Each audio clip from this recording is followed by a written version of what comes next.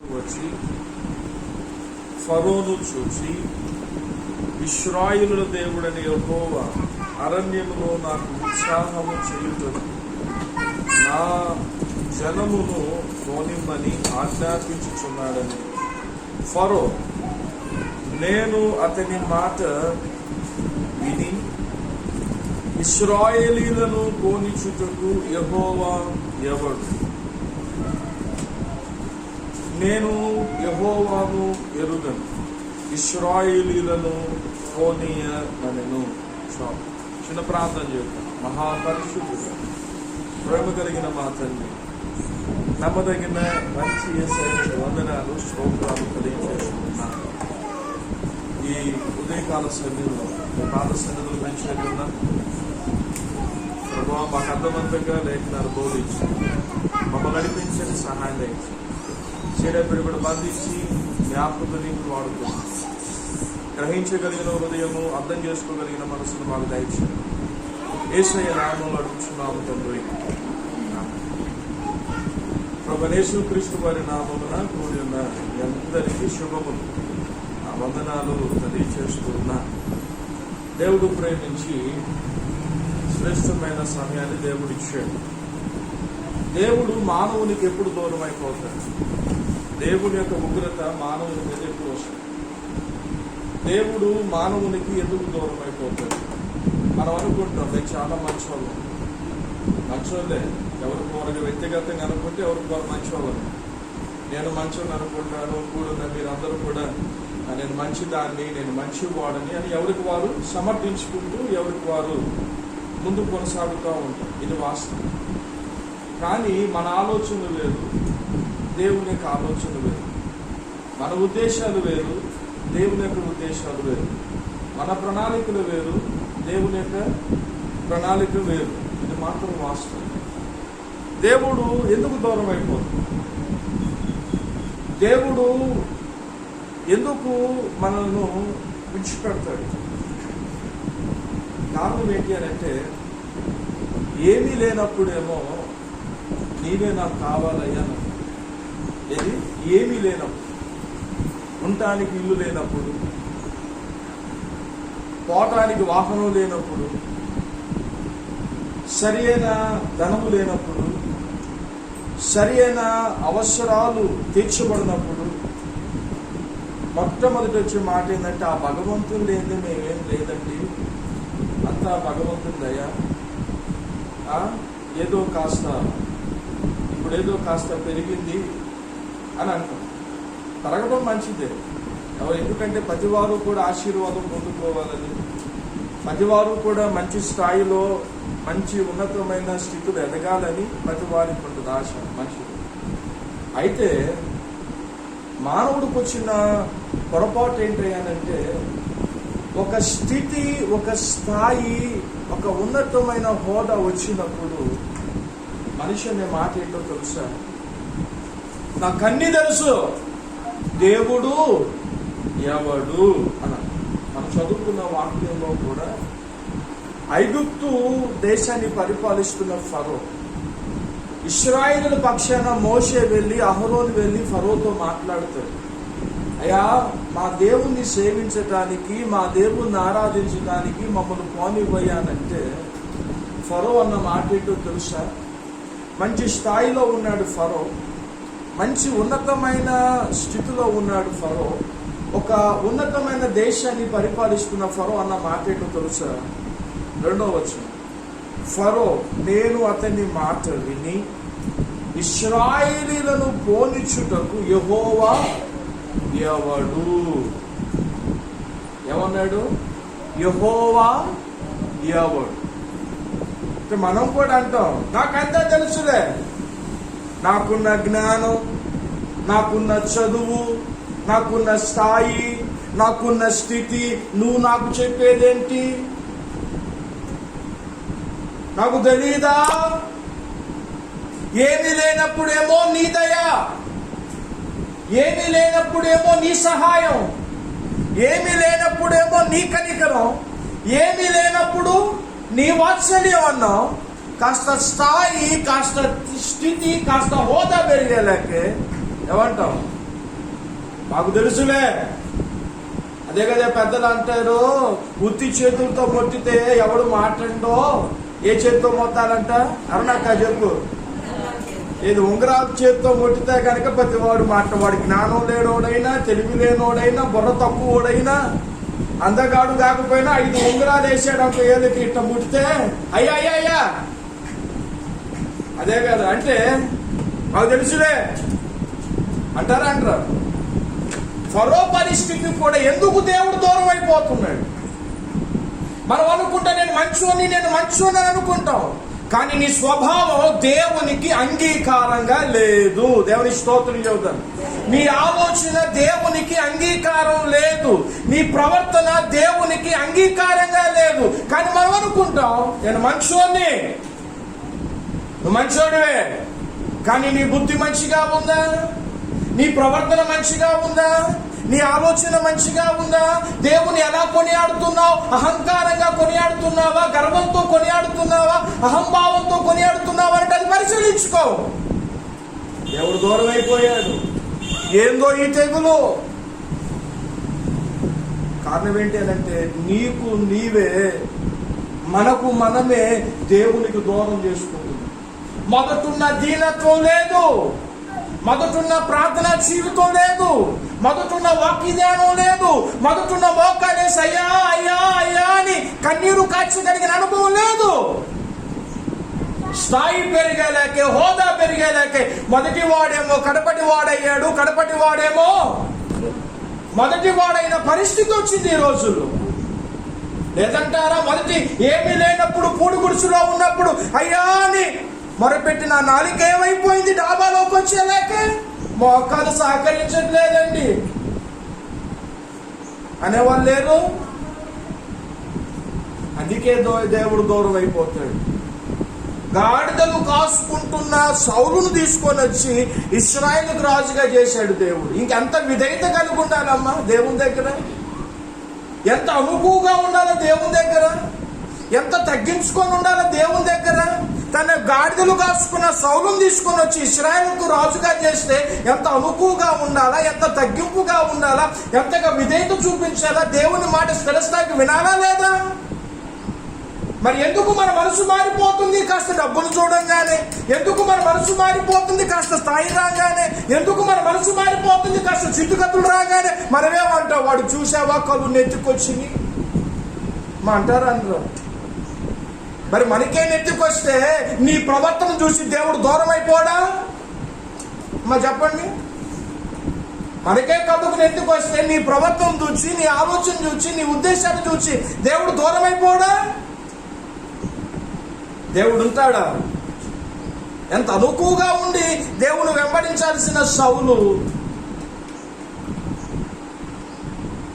దేవునికే ప్రశ్న వేసి అంతగా ఎదిగిపోయాడు. కారణం ఏంటో తెలుసా? తన స్థాయిని బట్టి. కారణం ఏంటో తెలుసా? తన స్థితిని బట్టి దేవునికే ప్రశ్న వేయగలిగిన స్థితి సౌలు నేర్చుకున్నాడు. ఆ వాక్యం చదువుకుందాం తీయండి. ఇదే మొదటి సమూయేలు గ్రంథం 15వ అధ్యాయం. మొదటి సమూయేలు గ్రంథం 15వ అధ్యాయం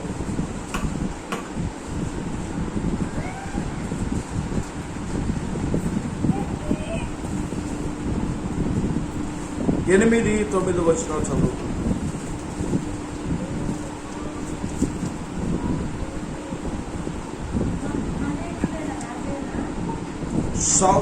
మొదటి సమూయేలు గ్రంథం 15వ అధ్యాయం 9 చదువుతుంది. సౌలును జనులు కూడి అగూగును, గొర్రెల్లో ఎడ్లను, క్రొవ్విన గొర్రెపిల్లను మొదలైన వాటిలో మంచి వాటిని నిర్మూలము చేయక కడగా నుంచి పనికి మాలిన నీచపు పశువులన్నిటిని నిర్మూలము చేసిరి.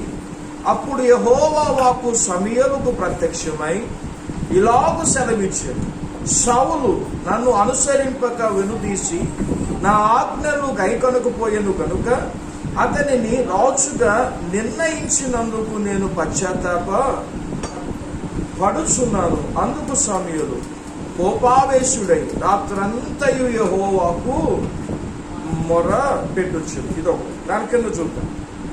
22-23. అందుకు సమూయేలు తాము సెలవిచ్చిన ఆజ్ఞ ఒకడు గైకొనుట వలన యెహోవా సంతోషించున్నట్లు ఒకడు దహన బలులను అర్పించుట వలన ఆయన సంతోషించిన ఆలోచించు. బలు అర్పించుట కంటే ఆజ్ఞ గైకొనుటయు పొట్టేలు క్రొవ్వు అర్పించుట కంటే మాట వినుటయు శ్రేష్టము. తిరుగుబాటు చేయుట శోధ చెప్పుట అను పాపముతో సమానము. దేవుని స్తోత్రం చెబుతుంది.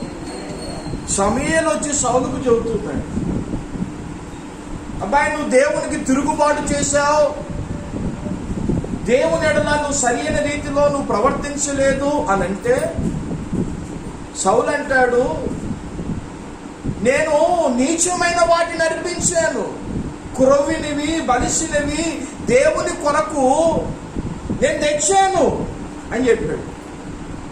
అంటే విలువైనదేమో తన దగ్గరే పెట్టుకున్నాడు, పనికి మాలినది మొత్తం అర్పించాడు. విలువైనదేమో తన దగ్గర పెట్టుకున్నాడు, పనికి మాలిన మొత్తం అర్పించేశాడు, చంపేశాడు. దేవుడు అంటాడు, ఒకడు మాట వినుట శ్రేష్టము, ఆజ్ఞను గైకొనుట శ్రేష్టము. మనం కూడా కూరగాయల దగ్గరికి వెళ్తాం, ఏ కాయలు తీసుకుంటారు చెప్పండి? రూపాయి ఎక్కువ అయినా ఏ కాయలు తీసుకుంటాం? మళ్ళీ దాంట్లో తీసుకునేటప్పుడు కూడా గొనుగులు సనుగులు. ఏందయ్యా మరి తీసుకోవద్దు, డబ్బులుగా ఇచ్చేది, మంచి కాయలు తీసుకోవాలా లేదా అంటారా? అందరూ ఏది 1కి 10 సార్లు గుండ్రంగా చూసుకొని ఏది తీసుకొని వస్తాం. ఎందుకు పాడైపోకుండా కాస్త 4-5 రోజులు ఉండేది. మనమే మంచి కాయలు ఎన్నుకుంటే దేవుడు మనలో నుంచి మంచితనాన్ని ఆశించడా? దేవుడు మనలో నుంచి మంచి బుద్ధిని ఆశించడా? దేవుడు మనలో నుంచి దీనత్వాన్ని ఆశించడా? మనమే కూరగాయల దగ్గరికి వెళ్ళి, మామిడికాయల దగ్గరికి వెళ్ళి 1కి 2 సార్లు మచ్చ లేకుండా, డాగు లేకుండా, పురుగు పట్టిందేమో, 1కి బెండకాయలు కూడా ముదిరిందేమో తుంచల్లా, ఏది ఎరగేసల్లా, మన వస్తువు కాదు, ఎరగేసల్లా చూసుకొని అబ్బాయి ఇది ముదిరిపోయింది, అబ్బాయి మన వస్తువులా, మన వస్తువు కాకపోతే దాన్ని ఎరగేసి ముదిరిపోయింది పక్కన పెడతాం, మంచి లేతదైతే తీసుకొని వస్తాం. మనమే మంచి వాటిని కోరి ఆశించినప్పుడు దేవుడు మన ప్రవర్తన, మన బుద్ధి, మన ఆలోచన ఇంకెంతగా ఆశిస్తాడో ఆలోచించండి. సౌలు చేసిన పొరపాటు ఏంటంటే, విలువైన నీచపు వాటినేమో అర్పించేశాడు, బలిసినవి, క్రొవ్వినవి, విలువైన వస్తువులన్నీ కూడా దేవుని దగ్గర తీసుకొని వచ్చాడు. అది శాపగ్రస్తమైంది. బుద్ధి మారకుండా, ప్రవర్తన మారకుండా, దీనత్వం మారకుండా, విధేయత చూపించకుండా శాపగ్రస్తమైన ఎంత తీసుకొచ్చినా అది ఆశీర్వాదకరంగా ఉంటుందా? కానీ దాన్ని సమర్థించుకుంటున్నాడు సౌలు. నేను దేవునికి విలువైనది ఇచ్చానయ్యా, నువ్వేదలా అంటావు? నేను దేవునికి విలువైనది ఇచ్చాడంట, నువ్వెందుకు అలా అంటావు అంట. మనం కూడా అదే కదా అనేది. అప్పుడు తప్పు మనలో ఉన్నా ఏమంటారు చెప్పండి? తప్పు మనలో ఉన్నా ఏందే ఈ డబ్బులు తీసుకోడేంది, అది మంచి డబ్బు కాకపోవచ్చు, అన్యాయంతో కూడిన డబ్బు తీసుకోడేంది అంటారా? జాగ్రత్తగా వినండి. దేవుడు ఎందుకు దూరం అయిపోతాడు అనంటే, మొదటున్న నీ భక్తి జీవితం దేవుడికి కావాలి. దేవుని స్తోత్రం చెబుతాం. స్థాయి పెరిగినాక, స్థితి పెరిగినాక, ఉన్నతమైన స్థితిలో ఉన్నాక, అదే మనం చెబుతాం చూడండి, మరి అదే ఎప్పుడు అంటా ఉంటాం చూడండి, ఉంగరాలు చేతితో ముట్టే వాడు తెలివి లేకపోయినా, బుర్ర తక్కువైనా వాడు మాట్లాడతాడు. మనకు అది అవసరం. ఏ స్థితిలో ఉన్నా, ఏ స్థాయిలో ఉన్నా, ఇదంతా నీ కృపేనయ్యా అనగలిగితే దేవుడు నిన్ను విడిచిపోయాడు. చెప్పడం కూడా దేవుడు నామమైనది. నువ్వు ఏ స్థాయిలో ఉన్నా, ఏ స్థితిలో ఉన్నా, ఇది ఇచ్చింది నీ స్థితేనయ్యా నువ్వు అనగలిగితే దేవుడు విడిచిపెట్టాడు. వాస్తవం. సో ఫరో అన్న మాట యెహోవా ఎవడు, నేను ఆయనను ఎరుగను. రెండో మాట ఏంటంటే నేను ఆయనను ఎరుగను. అంటే ఎంత అహంభావం కలిగిన మాటలు, ఎంత గర్వపూరితమైన మాటలు, ఎంత ఒక్కొక్కడు అంటాం లెక్క రాకుండా మాట్లాడాడండి అని అంటాం. అంటే చూడండి, దేవునికే కోపం రేపగలిగిన జీవితం ఫరోలో. మనం ఒక తెగులకే అల్లాడిపోతున్నాం, అవునా కాదా? ఏదో కరోనా దెబ్బకు ఒక తెగులకి అల్లాడుతున్నాం. దేవుడు వాళ్ళకి ఎన్ని తెగులు ఇచ్చాడు చెప్పండి? ఎన్ని? 10. మనం ఒక తెగులకే బాధపడుతున్నాం. యెహోవా ఎవడు అన్నాడు 1. 2 ఆయనను నేను ఎరగను అన్నాడు. ఆహా, నువ్వు ఎవడు అన్నావు, ఓకే. 2 ఆయనను నేను ఎరగనన్నావు, ఓకే. నేను ఎరిగేటట్లు చేస్తాను. ఫరో, నీ జీవితాన్ని ఎంతైతే అహంకారంగా ఉన్నావో, ఎంతైతే గర్వంగా ఉన్నావో, ఎంతైతే తగ్గింపు నీ జీవితంలో లేదో ఇక నుంచి చూడు. ఎవడు అన్నో ఆ నోటితోనే యెహోవా గొప్ప దేవుడు అనిపించేటట్టుగా నేను చేస్తాను. నేను ఎరగను అని అన్నావు, ఎరిగేటట్లు గొప్ప కార్యాలు నీ రాజ్యంలో నేను చేస్తాను.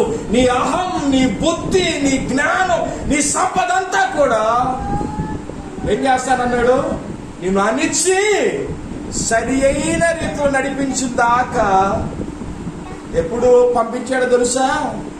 మొదటి సంతానం, ఫరో మొదలుకొని దాసుడు వరకు మొదటి సంతానం అందరినీ చంపిన తర్వాత పోండి మీరు ఎక్కడి నుంచి అన్నాడు.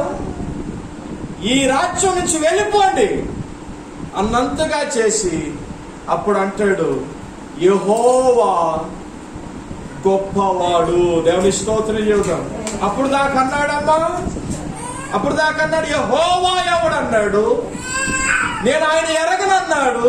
10 తెగులు ఒకటి తర్వాత ఒకటి వచ్చిన తర్వాత తనకు తానుగా తగ్గించుకొని ఆయన మహిమ కలిగిన దేవుడు, ఆయన సర్వశక్తి కలిగిన దేవుడు, ఆయన ఎదుట మనకున్న జ్ఞానము, మనకున్న తెలివి ఎందుకు పనికి రాదని దేవునికి మహిమకరంగా ఫరో జీవితాన్ని దేవుడు తనకు మహిమకరంగా, దేవునికి మహిమకరంగా తన జీవితాన్ని సరి చేసుకుంటూ ఇశ్రాయేలు ప్రజలను ఎర్ర సముద్రం మారిన నేల మీద దేవుడు నడిపించాడు. దాని స్తోత్రం చెబుతాను.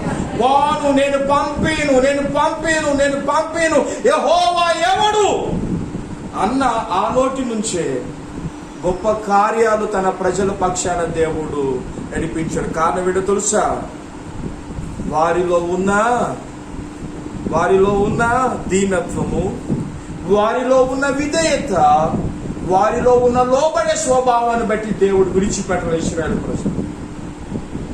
కానీ మనమే దేవుడు ఎందుకు మనం విడిచిపెడతాడు, దేవుడు ఎందుకు మన ఎడబారుస్తాడు అని అంటే మన ప్రవర్తన సరిగ్గా లేదు,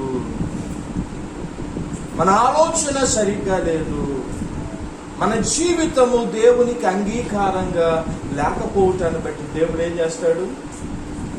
సౌలును విడిచిపెట్టాడా లేదా?